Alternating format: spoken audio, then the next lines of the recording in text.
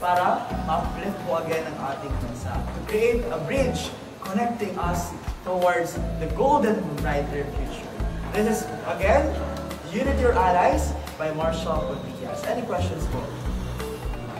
Moving on, everyone, I encourage again you to limit down your voice and footsteps. We're going pause po. On the other right, that is Gigantes Festival that is used or minamak po nila yung mga shinderos and shinderas.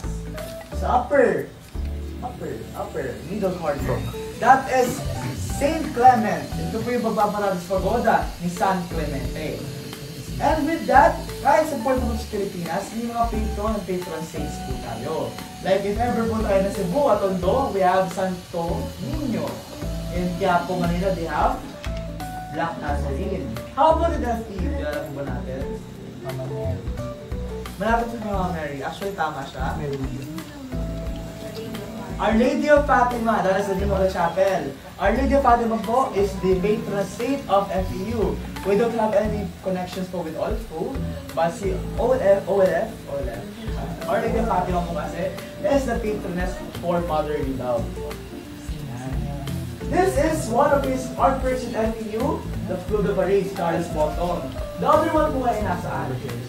Ano chapel? The 14th station of the cross.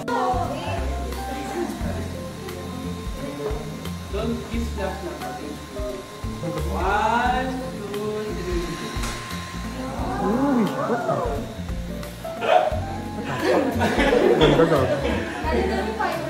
So, ayun. As you can see, Sarimano kasi is a biblical bird from Maranao.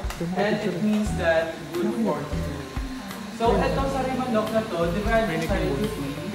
So, ay galing sa beer bottles, a milk of magnesia, and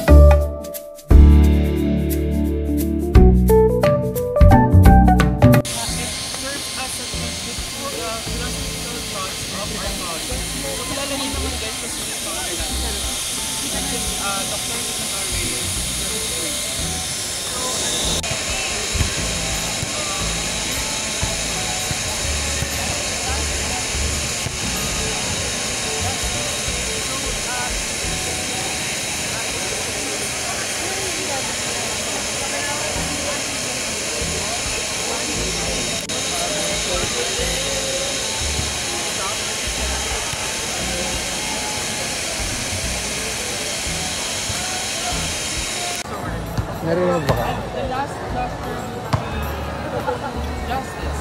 So it is within its premises, it serves as that law should be applied all equally and fairly, no matter your age, gender, or status. So let's proceed to our next